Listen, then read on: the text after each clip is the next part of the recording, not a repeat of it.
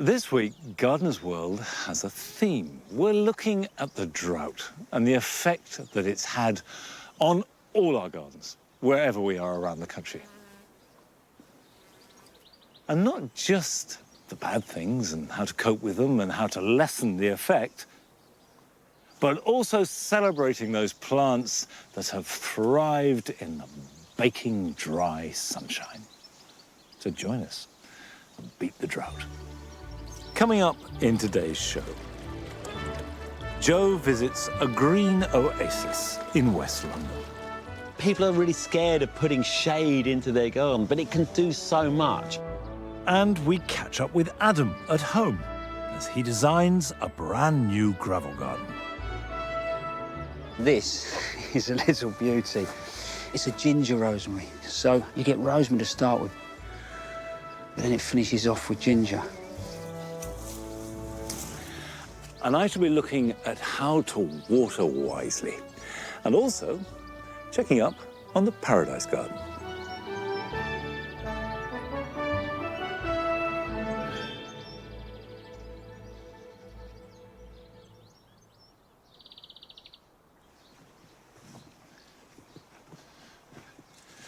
This is a rambling rose.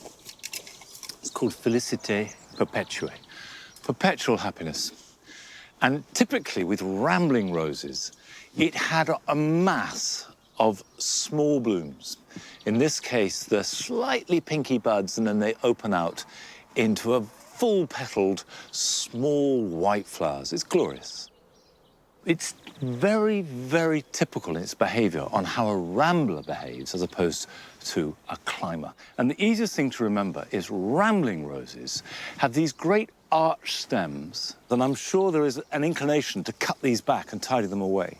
But these are going to provide next year's flowers, or at least the best ones. So what we want to prune, if anything, is the oldest growth. Now, the first thing I want to do is get up there so I can then tie these long strands in.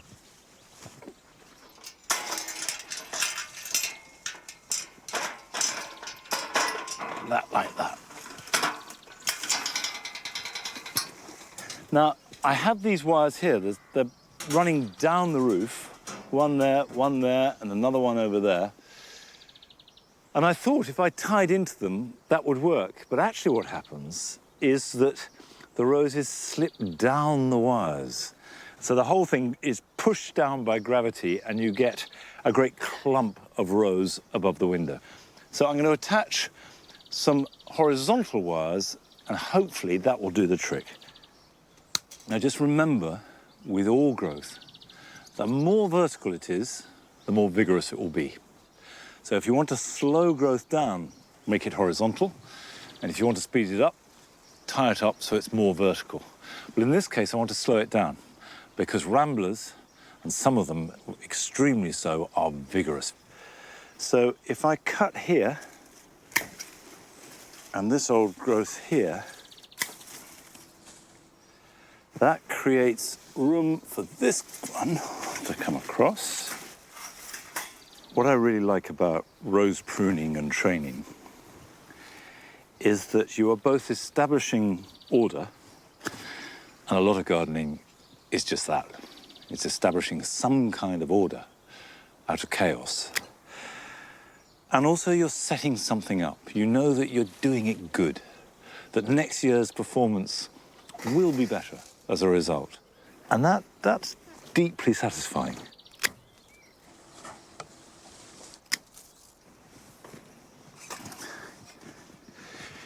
It's going to take me a little bit longer to tidy up and finish the job, but you can see what I'm trying to do.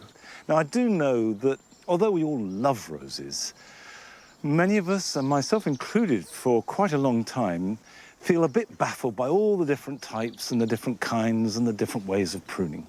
Over the last few weeks, Nick has been demystifying that.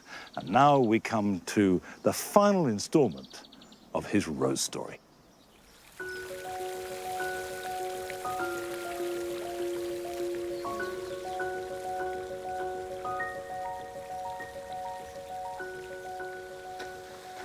Last time I looked at Floribunda, hybrid tea and bourbon roses, which have long been celebrated for their incredible range of scent and their voluptuous blooms. Today I'm going to be looking at how rose breeders have taken the genus to the next level, giving us gardeners a veritable sweet shop of blooms which combine the best of old rose form and colour, but with the bonus of repeat flowering all the way through summer. And it's these roses which have had a huge impact on the history of the genus.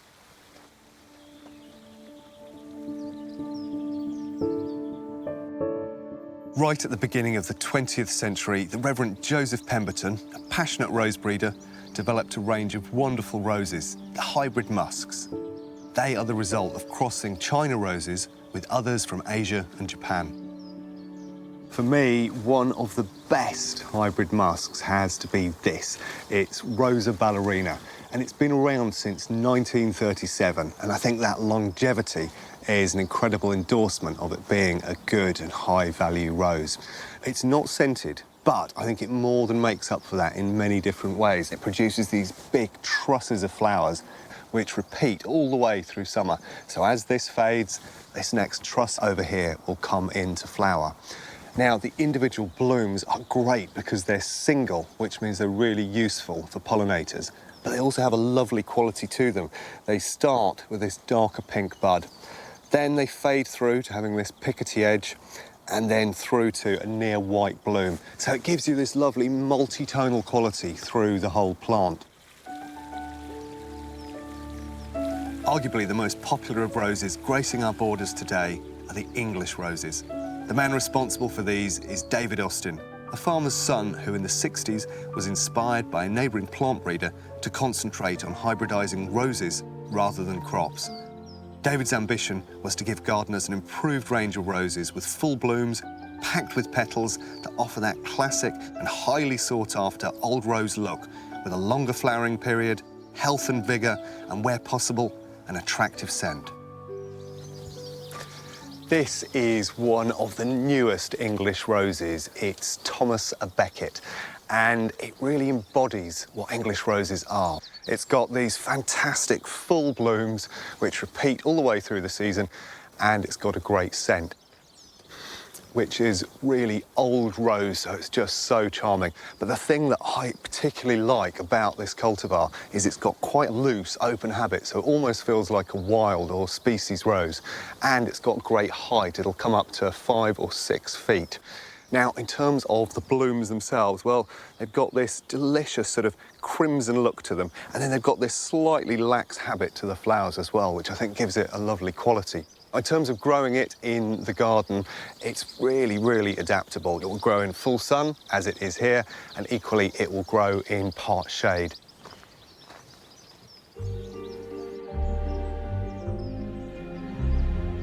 To have a brilliant display of English roses going all summer, deadheading is key. This is loosely termed as summer pruning. Doing this regularly keeps them flowering and directs the plant's energy into producing new blooms. It's best to remove the spent flowers and around 6 inches of stem to increase the performance of the plant.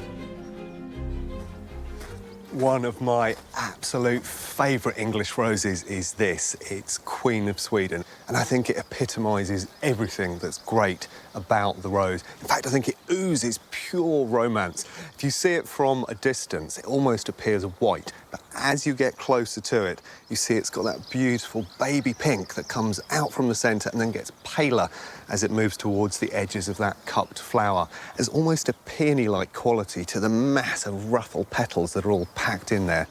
As if that weren't enough, it's also got a fantastic scent. There's hints of myrrh and Parma violet in there, which I think are absolutely lovely. In terms of how you use this in the garden, it's great because you can mix it into herbaceous or shrub borders. I've used it in the past as a hedging plant, but equally it will stand alone. Now, it works brilliantly also as a cut flower. If you're looking for fantastic scents and pure, unadulterated romance, you'd have to go a long way to find a rose better than this.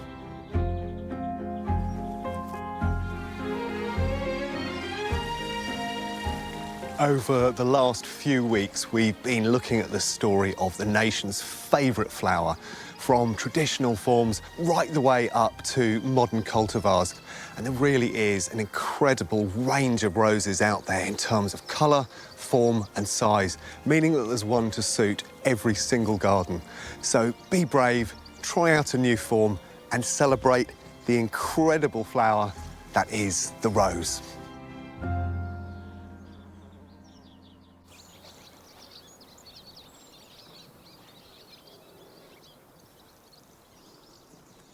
This is a rose called Charles Darwin, which is one of the David Austin roses, the English roses, that essentially will flower all summer long. Although these here had a really good burst of flowering in June and early July, then have been deadheaded and haven't produced many more yet.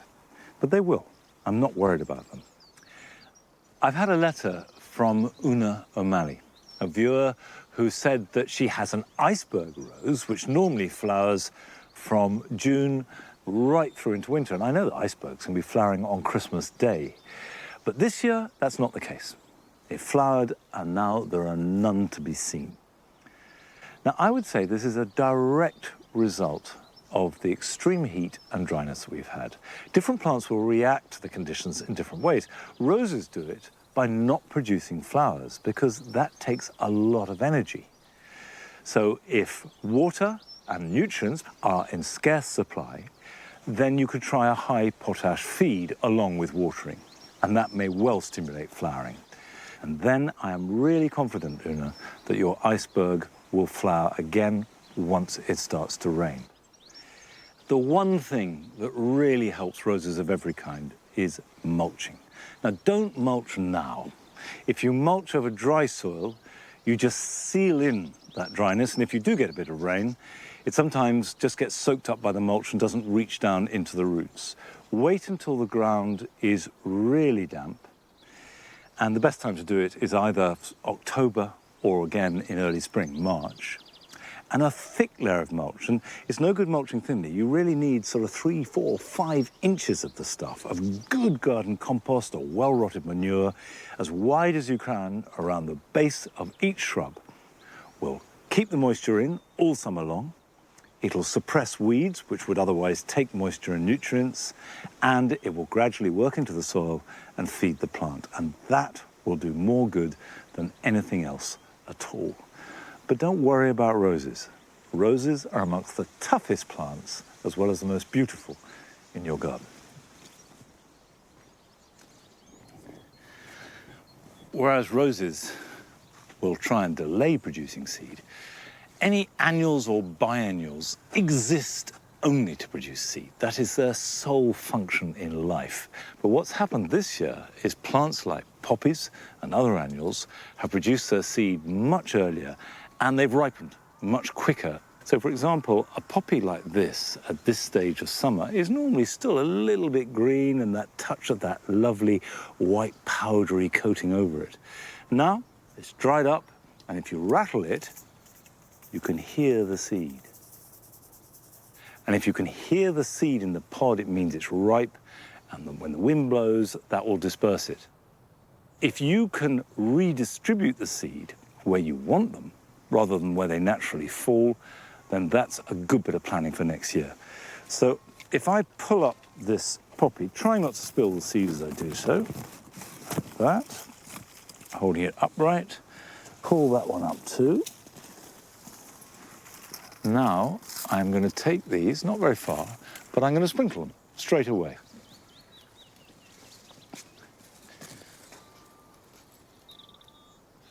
And then if I spray this like that, and then over here,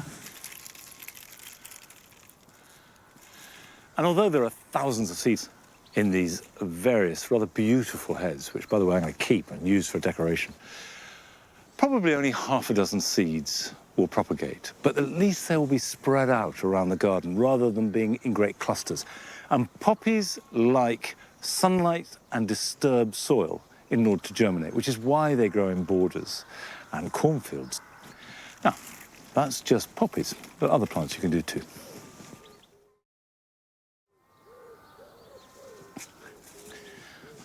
What I like about seed collecting and sowing like this, it's the lazy man's gardening. There's nothing complicated or technically difficult about it. What I'm going to do is cut this foxglove. The whole thing down the bottom here.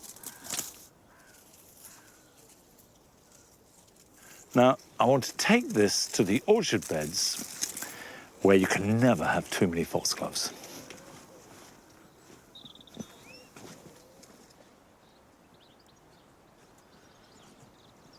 Now, I do have quite a lot of foxgloves in here.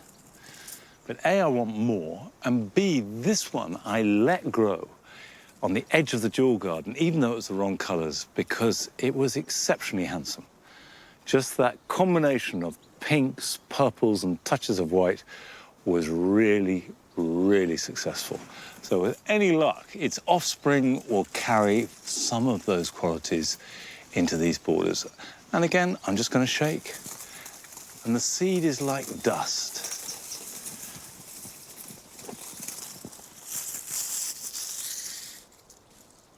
Now, unlike poppies, foxglove should germinate fairly quickly, but might take a few years before it flowers. But if you do it every year, you'll get this succession of growth and flowering. Now, we all hunt after as much flowering as we can in the garden. It is the aim of most gardens, particularly in summer. But this year, because of the drought, we have far fewer flowers. But what we're left with is still lovely. The green of a garden and all those subtle shades not only looks beautiful, but is incredibly calming and restful.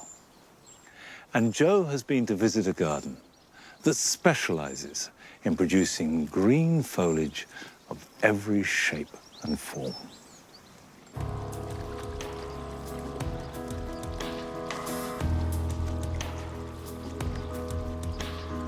Welcome to Field House, a tranquil oasis in West London containing a vast collection of exotics, impressive lush structural planting and an alluring water feature. I'm meeting self-taught garden designer and psychotherapist Rupert King to find out how he created this serene and intimate sanctuary. So Rupert, it's a beautifully calming, tranquil space you've created here. It's gorgeous. How did you go about designing it? Did you set yourself a brief for it? I wanted a water garden, and I wanted something that was peaceful, tranquil, calm. Because of the layout and the modern room which you view the garden from, I decided that something like a Persian paradise garden would be suitable. And this incredible back of the house, it's a huge picture frame, isn't it, out onto the garden, this wall of glass. But it means the design of the garden is more critical than ever because you're viewing it from pretty much everywhere. I mean, it's crucial. In a way, the design dictated that dialogue. The pond takes you down the garden, and then the tree ferns, this wonderful explosion of green at the end. You just follow that line down. It invites you to come through into the garden. Yeah, it works beautifully. You've been very bold with your plant choice. I mean, there's a lot of architectural plants. I'm a bit of a plant collector in terms of the more unusual, the form and the structure. I think with a garden like this, you either have to go for colour or you go for different shades and textures of green, and I went for the wonderful styles of green that you can get. Just sitting or being in a green space, you just naturally relax. You have repeated plants here. It's not a sort of plant collector's garden in that you've got one of everything. No, I don't want to make it too busy. You know, I think certain, like the grasses, I repeat, because I think that's sort of a theme that holds it together.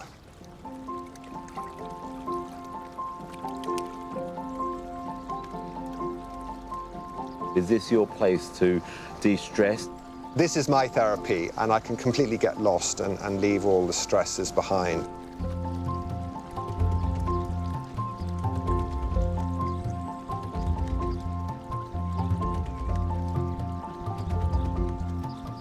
The layout of this garden is so simple. Rupert has dug up the lawn and invested in this fabulous water feature which dominates the middle of the space. And from inside, it lines up perfectly with the window. And actually, it's the centre line, the axis of the garden as a whole. You could fold it in half. But as you move around the garden, you can hear it from everywhere. And the sound is just perfect. It's nice and tranquil, brings a calming presence to the garden, especially on a hot day like this.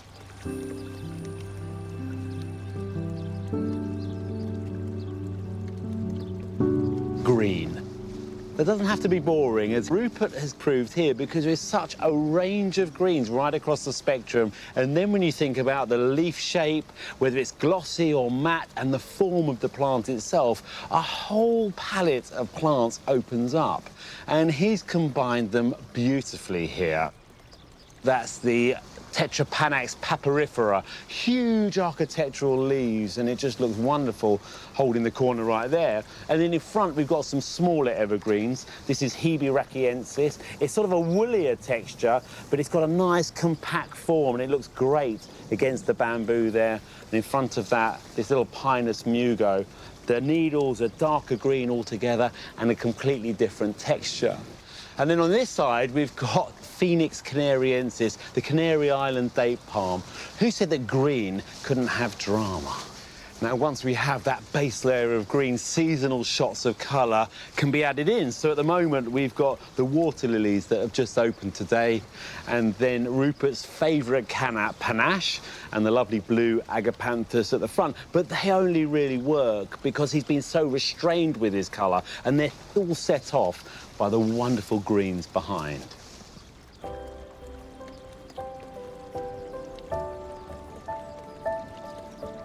A lot of people are really scared of putting shade into their garden, but it can do so much for the composition as a whole. For example, underneath this Paulonia, we've got a great shady spot, the Hackana grass here, with this peony. OK, it's finished flowering, but it's still adding so much. And then the hydrangea over there, all really enjoying the dappled shade beneath the tree. And then beyond, right at the back, we've got the tree ferns, again lit and highlighted. So in effect, as a composition, when you look at it from the front, you've got this layering of light and dark, and it gives a wonderful depth of field to a composition as a whole.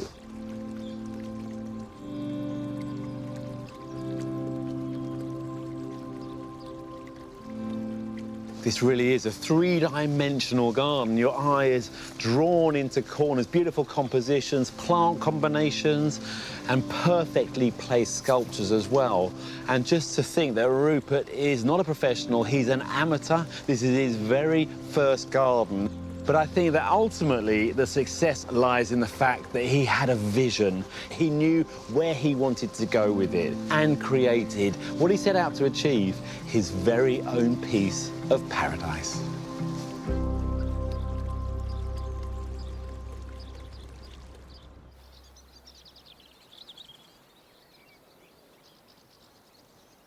Everybody says that they want their garden to be a piece of paradise.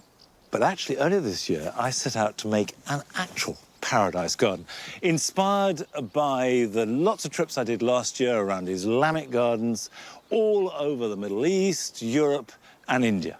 I wanted to make a paradise garden here at Longmeadow. Now, I set out with big, ambitious plans of big water features, rills, sunken beds, large building made out of oak and with tiles. And then life intervened. And I confess that things have gone very slowly, but it's been ticking over.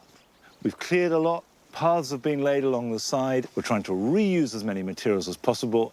I've moved the Shabar. This is the central square area divided into 4 equal beds further down. And in the middle, I've got my eyes on a big basin. If I get that, I can make it just bubble over with water.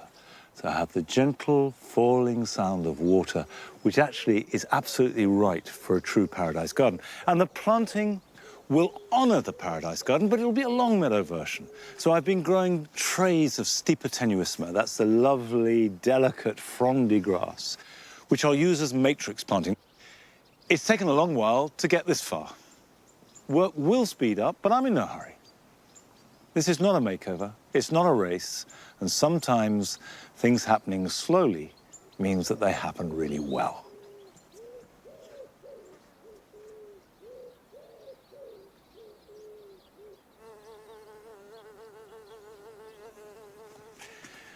The Paradise Garden may have been hanging fire, but the dual garden is positively flaming under the sun.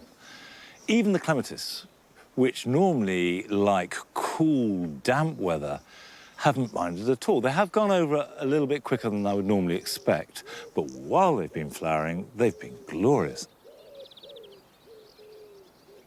Sweet peas, however, really do need at least moisture and preferably coolness as well to thrive. Last summer, for example, when we had that wet summer, they were fantastic. This summer, partly through sweet pea exhaustion and partly through the weather, we've had very few indeed. But at least if you grow them in a container, you can keep them watered.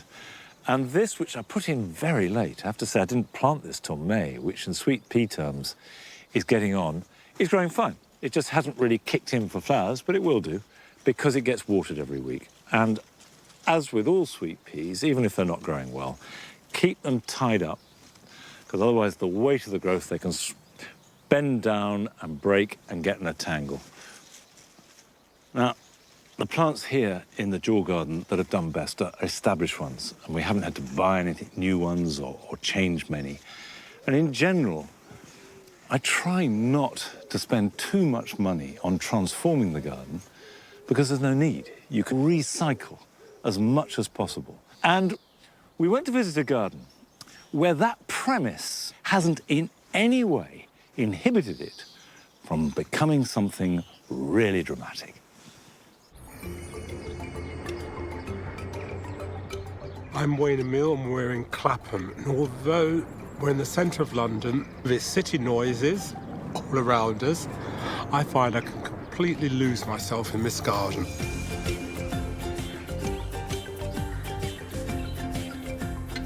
And I call this garden Clapham meets Jamaica because I'm from Jamaica, so it's a fusion of the different elements of my life. It's not an exotic garden because I love traditional English cottage plants as well. So the two are cheek by jowl. I somewhat tongue-in-cheek refer to this garden as a Jamaican no-taste garden. Not for 1 second am I saying Jamaicans don't have any taste. What I mean by that is I'm against anything that's fashionable. It has blousy flowers, it has plants that clash next to each other, and that's one of the reasons I grow so many things in pots. I can purposely put them to clash. It's the colour of the Caribbean, as many colours as I can get into a small space.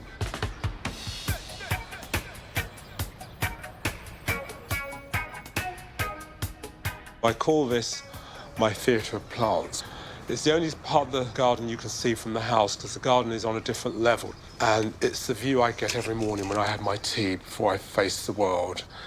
And the advantage of having things in pots is when the plants are at their best, they come to the theatre here, and then I can move them to other parts of the garden. It allows you to grow things that normally wouldn't grow together. For example, the anthuriums along with dahlias, along with house plants. The inspiration of this garden really is from my childhood. Things that remind me of growing up in the Caribbean. I have a picture of me as a child, and my parents tell me that the only way they could get me to smile was to put a flower in my hand. And I think that's where my love of gardening started. I also have another picture of the view from the back of my mother's house, a banana wharf as she called it. And I wanted to be able to look out of my window and see a similar view.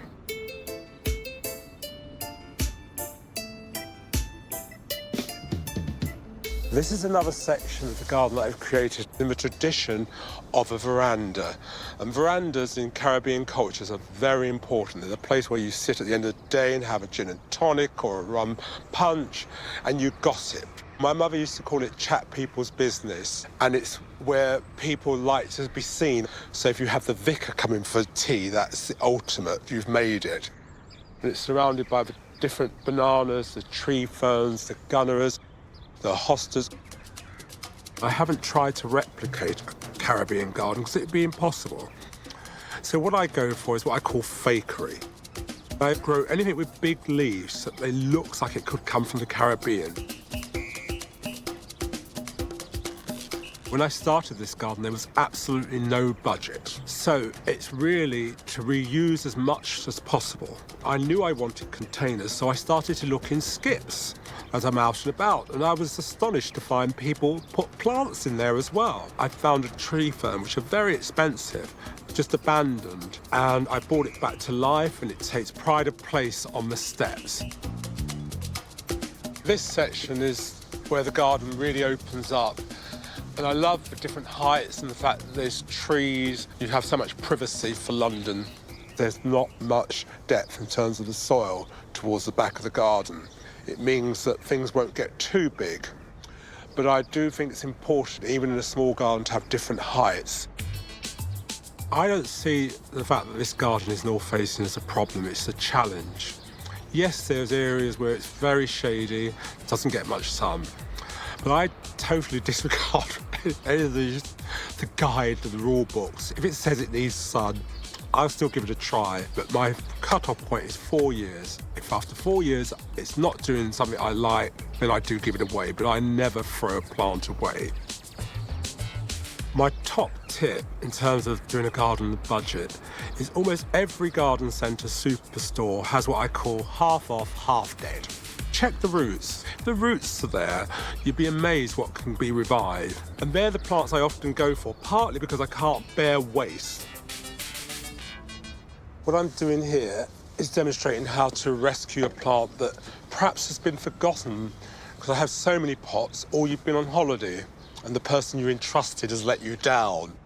I dunk the plant into a bucket of water and really push it in, and the bubbles you can hear means that it's the air's escaping. And I leave it there until the bubbles have stopped.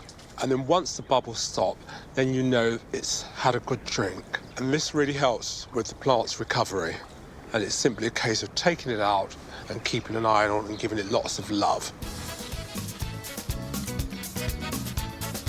I'm not one of those people who are obsessed with tidying their garden, particularly as the season goes on and you get into autumn and winter. I leave plants. Not only is it good for wildlife, quite often, particularly with annuals, because in a city you have microclimates, that some annuals will come back and think, wow, it's flowering again. Like all gardeners, I wage war against slugs and snails, and I sort of see it as you win some battles, but you use as much armour as you can. So the first thing I would do to protect the plants from slugs and snails is petroleum jelly, which if they're in a pot, I rub it around the edge of the rim of the pot. Then the next thing I would do is to use coffee granules, which I get from my local coffee shop, because the coffee granules, apparently the slugs and the snails don't like the texture of them. And then the final thing I do is I spray it with garlic spray. It's really important to spray underneath the plants because that's where slugs and snails come. And hopefully we should win at least one battle. To be resumed.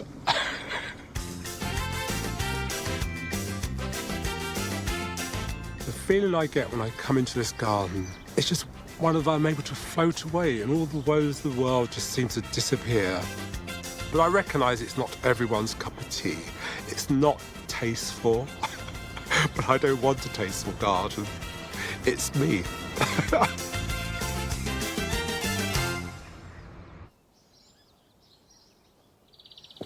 Come on. Come on.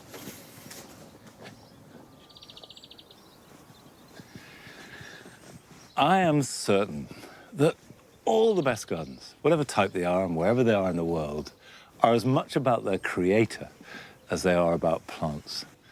Gardens are about gardeners as much as anything else. And I love the way that he's buying plants half price, half dead. What a brilliant idea. And just nurturing things that have been abandoned, rescuing things from skips, and creating a wonderful garden is entirely in the spirit of what makes a garden great.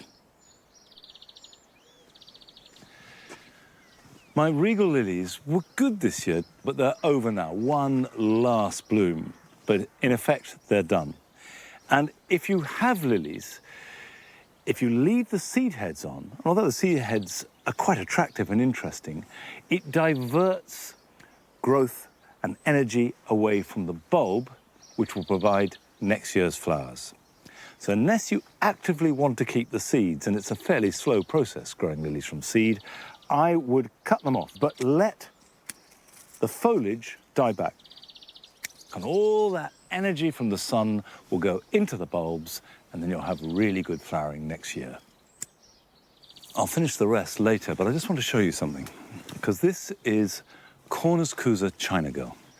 And you can see it's looking a little bit droopy and floppy in the heat.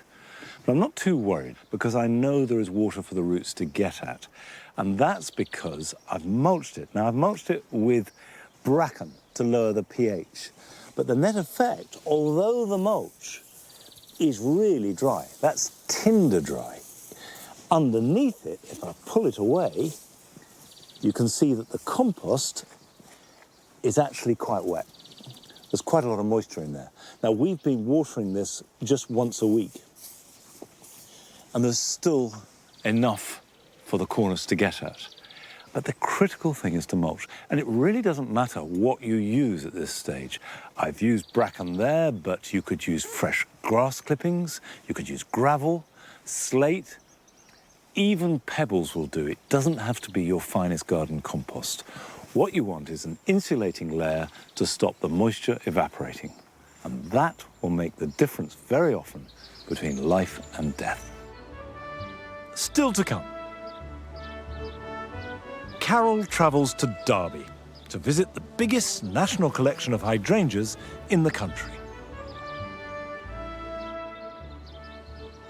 And I'll be showing you how to make the use of the water that you do have as effective as possible. And certainly here at Longmeadow, which is normally a really wet place, we've had to think very carefully about which plants we water and which plants we leave to cope without. Now, it's a while since we visited Adam in his own garden, so let's go and see how he's getting on.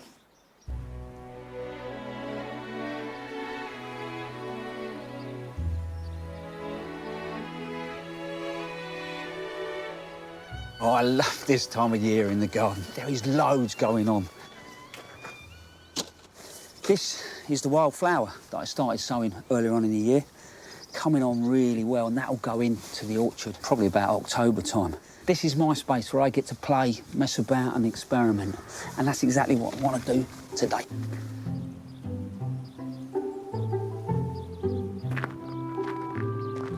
Samphire. Last year I tried it from seed. Absolute disaster. Think about where this grows happily. On a salt marsh, tide comes in and out. And taste-wise, it has got that real taste of the sea. Superb with fish. But what I'm going to try and do is more or less recreate those conditions here in my veg garden. At the moment, I've got a container with no drainage holes in the bottom at all. All I've done at the moment is put crock in the bottom. So I'm hoping that the water will sit as a reservoir. And when we come to the compost, a lot of horticultural sand, some sterile soil, and compost.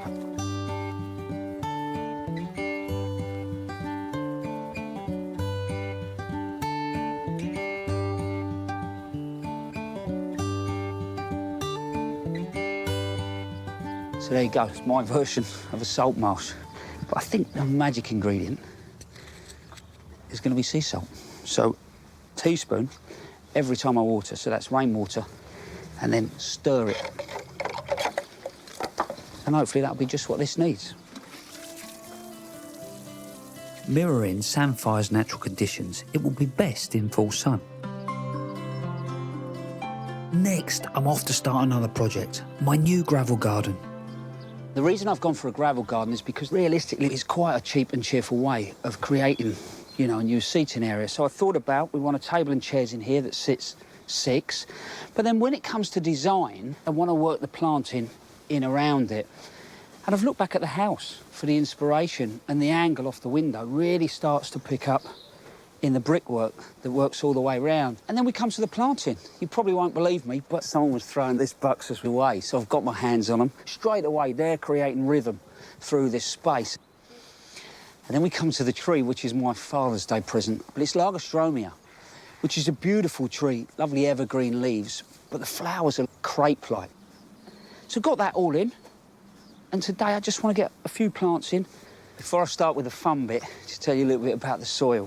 What I've done straight away is dug in loads of gravel and loads of manure. So what I do is work the gravel in. I'll let the weeds come up first time round when I finish planting, clear them all out, make sure there's no baddies, and then I'll use the gravel later on in the season as the mulch. Here we go. So the first thing I want to do is get through, I suppose, another layer of structure, but it's herbaceous structure. And I'm going to use grasses to do that. So this is absolutely stunning. This is Stipa barbatia. And if you look at the seed heads on this, they look like ostrich feathers. So what I'm looking to do all the time is link things together, create some sort of rhythm all the way through the space. So I've got that. You'll come through that gateway there, and bang, you'll get that movement wrapped around that post, which will be lovely. But then if we come back to the space between the buxus here, I need to repeat something back in there. So then I found this little beauty. Lots of us know Stipa, but this is called Gold Fontaine. It's a lot more upright, so if you haven't got quite that space, this works well. So I'm going to start to work those between the buxus, but they straight away pick up with more structural plant over there.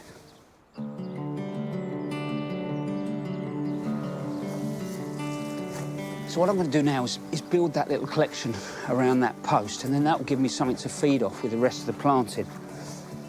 So I want to use these salvias, so all of a sudden you can see there's just a little bit of contrast.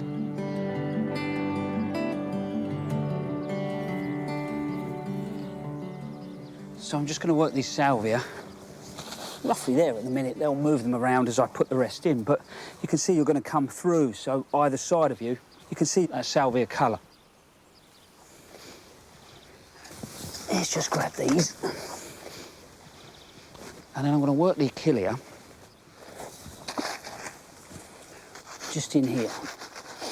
And now I'm starting to think about not just shape and form, but different shaped flowers. And this is a little beauty. It's rosemary, but it's a ginger rosemary. So you get rosemary to start with, but then it finishes off with ginger. And I'm putting this one down here because actually, as you move past, the scent will kick up.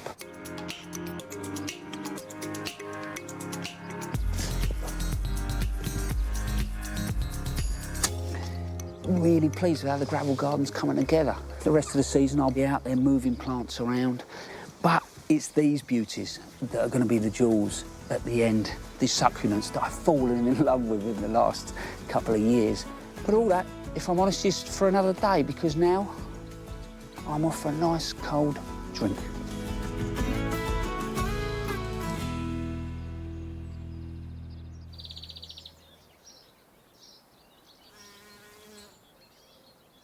You see, it's the gardener that needs a nice cold drink, not necessarily all the garden.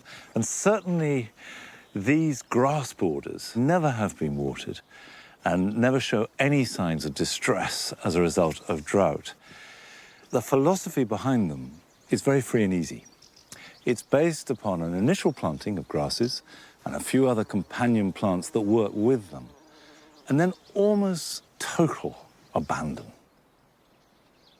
Occasionally, even weeds look good enough, you think, fine, you're doing a perfectly good job, you can stay. And that relaxed approach is very liberating, not just for the garden, but for the gardener, too.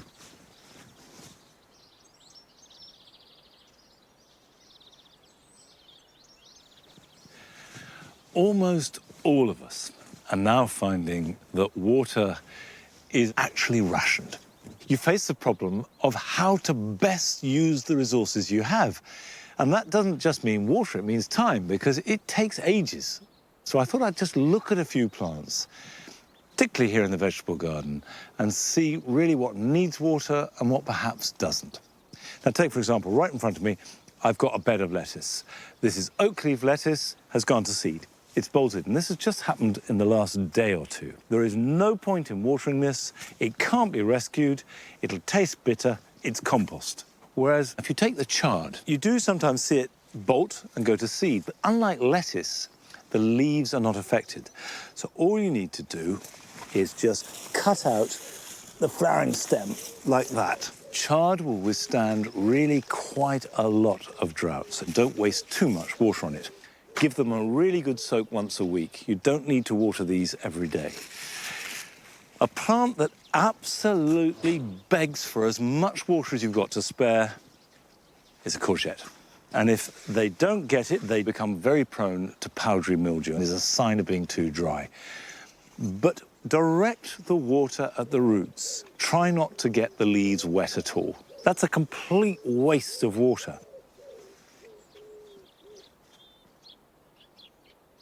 Now, we had a letter from Linkeys, who said that her runner beans had set flowers, they'd grown perfectly well, but there were absolutely no beans at all. Runner beans really do need wet feet.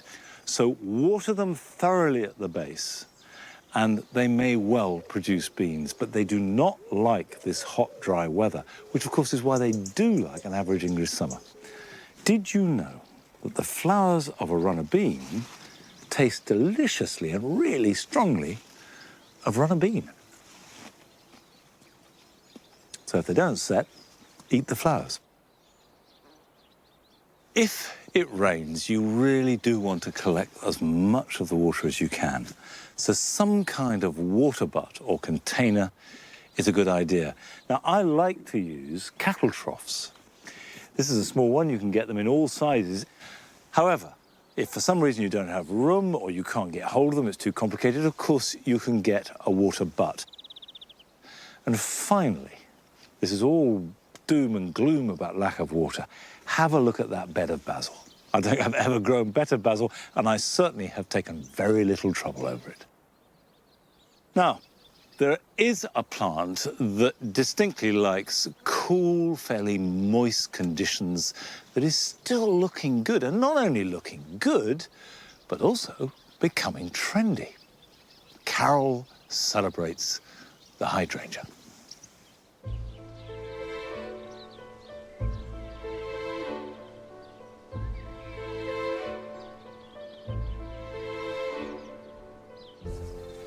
Hydrangeas tend to have this musty, old-fashioned image. We can all remember them from our childhood. Great shrubs outside people's front doors or around the back of the house. But in recent years, there's been an enormous resurgence of interest in them, and no wonder. They're such beautiful shrubs, and it's not like we've got all we're going to get, because constantly there are new hybrids being introduced, new excitements to look forward to.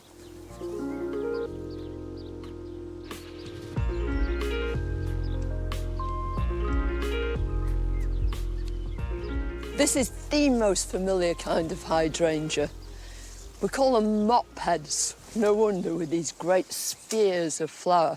They're one half of a group called macrophyllars.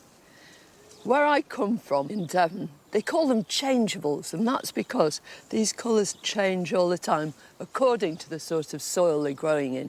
This one is really pink, truly pink. In fact, you'll find most of the mop heads here are pink. The soil here is on the alkaline side. It's only when you get acid conditions prevailing that you get truly blue flowers. But whatever colour they are, they're utterly gorgeous. The other half of the macrophylla family are these lace caps. Around the edge of each flower head is this big circle of sterile flowers. Nothing going on here, but they're like flags that wave and bring in the insects. And this is what they bring them into, an absolute myriad of tiny, tiny little flowers. For some unknown reason, they're not as popular as mop heads, and yet I think that they're so elegant, so graceful, and these flowers are absolutely exquisite.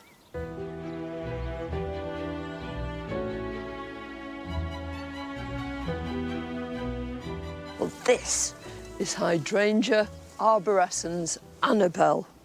Isn't she magnificent? This is a North American species. What it does is make new shoots under the ground, and eventually this could cover this entire area. It actually needs restricting.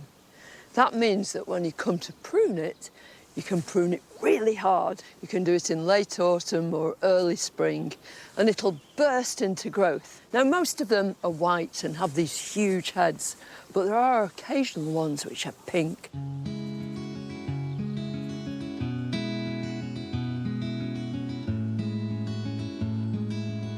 One of the hydrangeas that us gardeners are learning to love more and more is this. It's Hydrangea paniculata. It's an Asian species, and it gets its name because of these panicles, these sort of cones of flower. It's an incredibly elegant sort of plant. That's because lots and lots of the flowers are tiny, and then above them all are these gorgeous sterile flowers. So the plant is very, very visible, and yet at the same time it's open and airy. But not all Hydrangea paniculatas have this same form. In some cultivars, this panicle is composed totally of sterile flowers, so they're much more voluminous. Cultivation for these, as for all hydrangeas, is very, very similar. What they like is moist soil. But even if you've got dryish soil, incorporate loads and loads of organic matter.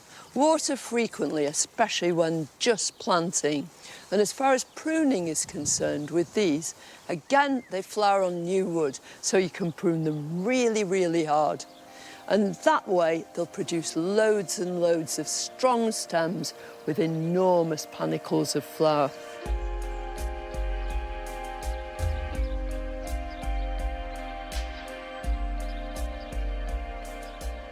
Hydrangeas are amongst the easiest of all shrubs to take cuttings from. And this is a really good time to take them. Just find unflowered shoots if you possibly can, and cut just above a leaf bud. And you can actually see on these cuttings that the wood is straight, stiff, but it hasn't become brown. It hasn't turned to old wood yet. Absolutely ideal. So I've got a nice clay pot full of really well-drained compost. What I need to do now is trim this just below a leaf node, because that's the point at which the cutting, the stem, has most of the hormones it needs to make fresh roots. Remove the bottom leaves. And then what I like to do is nip out the top here. And all that means is that when this starts to grow and it's made some root, it will shoot from these side shoots too, and it'll make a really good bushy plant.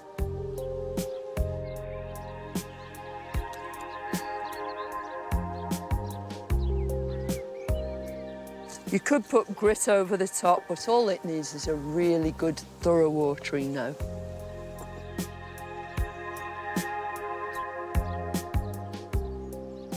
It's difficult to choose a favourite hydrangea, but over the years, there are a few of them that I've come to really love. Hydrangea macrophylla, lady in red, is certainly out of the ordinary, with its cherry red sterile flowers with unusually pointed ends. Hydrangea serrata is a whole separate species. It has bright blue flowers which fade through lilac and then deepen again. And the whole bush is just so dainty, so pretty. I really want one in my garden. I've fallen for Hydrangea macrophylla salsa. Not only are its deep pink flowers edged in crimson, but its foliage is dark and dramatic too. Hydrangeas have to be the best value shrubs in the garden. They work so hard and give of their best for such a long period of time, from the summer way into the late autumn. There's absolutely no excuse for anybody not to have a hydrangea in their garden.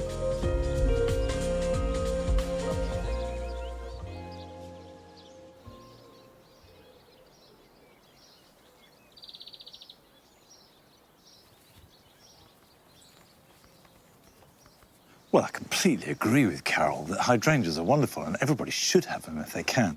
But they are plants that like to be cool and damp. And when we have a drought like this, that can be tricky.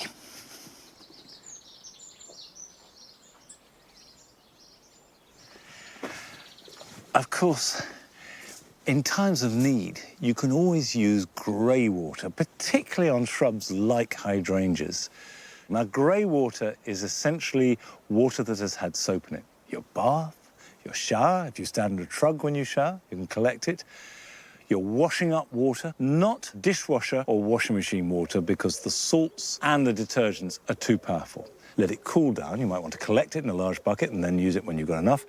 And don't add it to the leaves, but just to the base of trees, hedges, and shrubs. And hydrangeas are a very good example. You just pour it into the roots. And that soapy grey water will do no harm and an awful lot of good. Now, we have become rather obsessed by watering, but there are a few other things you can do this weekend.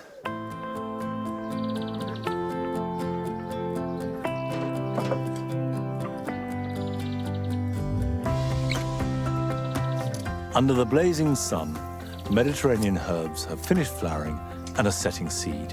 So now is the time to give them a trim. This will stop the plants getting straggly and provoke fresh leaves, which are much nicer to use in the kitchen.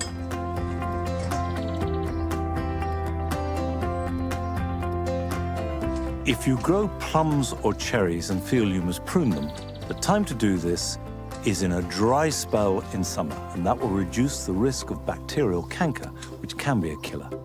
And in any event, never prune them in the winter months.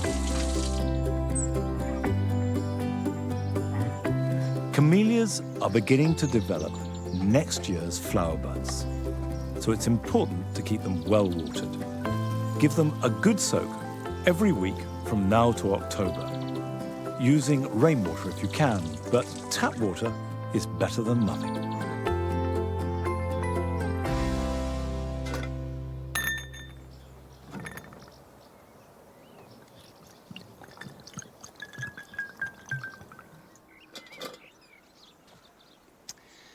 Whereas normally I feel that I should leave you with words of encouragement to get out and to enjoy the garden as physically as you can, there are some times when the best thing to do is just sit back, enjoy the sunshine, and make the most of it.